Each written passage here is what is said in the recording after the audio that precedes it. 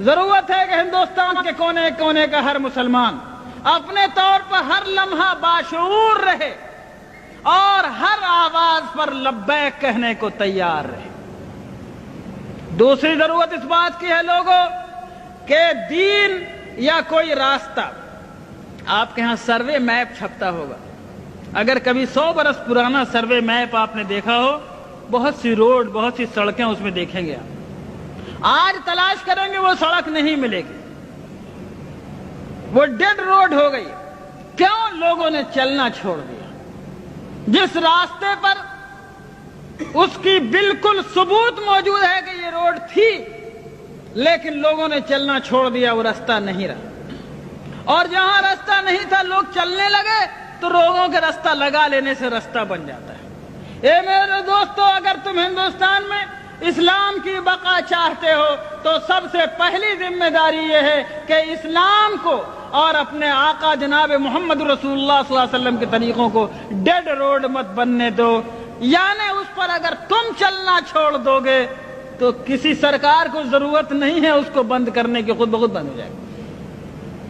اگر مسلمانوں نے یہ فیصلہ کیا کہ شریعت کو ہم اپنی زندگی پر جاری اور نافذ کریں گے اور اللہ کی شریعت کو ہم اپنے اوپر لاگو کریں گے، اگر ہم سرکار کے دباؤ کے بغیر، کسی گورنمنٹ کی طاقت کے بغیر، کسی پولیس کی لاٹھی کے بغیر، چونکہ ہم مومن ہیں اس لیے ہم اللہ کے حکم پر چلیں گے، ہم نکاح میں وہ طریقہ اختیار کریں گے جو اللہ نے بتایا، ہم وراثت بانٹیں گے، یہ نہیں ہوگا کہ بہن کا حق مارا جائے گا۔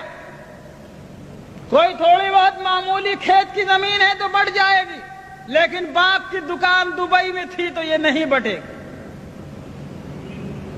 اور شہر میں مکان تھا مدراس میں اور پٹنہ میں اور دلی میں تو وہ نہیں بٹے گا، اس میں بہن کو حق نہیں ملے گا۔ غلط بات ہے۔ اگر تم نے اپنے ہاتھوں سے خود شریعت کو چھوڑا تو کوئی تمہاری شریعت کی حفاظت نہیں کر سکتا۔ اگر شریعت تمہاری زندگی میں چالو رہی، تم شریعت پہ عمل کرتے رہے، تو شریعت کو انشاءاللہ کوئی نہیں مٹا سکتا، اس کا بھی عہد کیا جا سکتا ہے، کوئی طاقت نہیں مٹا سکتا۔ بس پہلی ذمہ داری یہ ہے کہ لوگوں جس طرح نماز کو ضروری جانتے ہو، لوگوں جس طرح روزے کو ضروری سمجھتے ہو، زکوٰۃ نکالنا ضروری ہے، حج نکالنا ضروری ہے، حج کرنا ضروری ہے، اسی طرح لوگوں اللہ کی شریعت کو جہاں تک ممکن ہو اپنی زندگی میں جاری کرنا ضروری ہے۔ ٹھیک ہے، ہندوستان کے حالات میں ہم حدود و قصاص جاری نہیں کر سکتے، ہمارے اندر اس کی استطاعت و طاقت نہیں ہے، لیکن ہم قانون نکاح، قانون طلاق، قانون فسخ، قانون وصیت، قانون ولایت، قانون وراثت وغیرہ دوسرے معاملات میں اللہ کی شریعت کو ہم اپنے اوپر جاری کرنے کی طاقت رکھتے ہیں، وہاں پر ہم کو جاری کرنا ہوگا۔ سنو لوگوں، اللہ تعالیٰ نے ہم کو اتنے کا مکلف بنایا ہے جتنے کی ہمارے اندر طاقت ہو، اس میں کوتاہی کریں گے تو پکڑے جائیں گے۔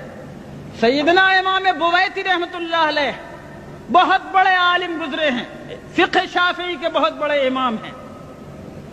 جب خلافت عباسیہ کا زمانہ تھا، مسئلہ خلق قرآن پر ان کو قید کر دیا گیا جیل خانے میں، ان کے پیروں میں بیڑیاں تھیں۔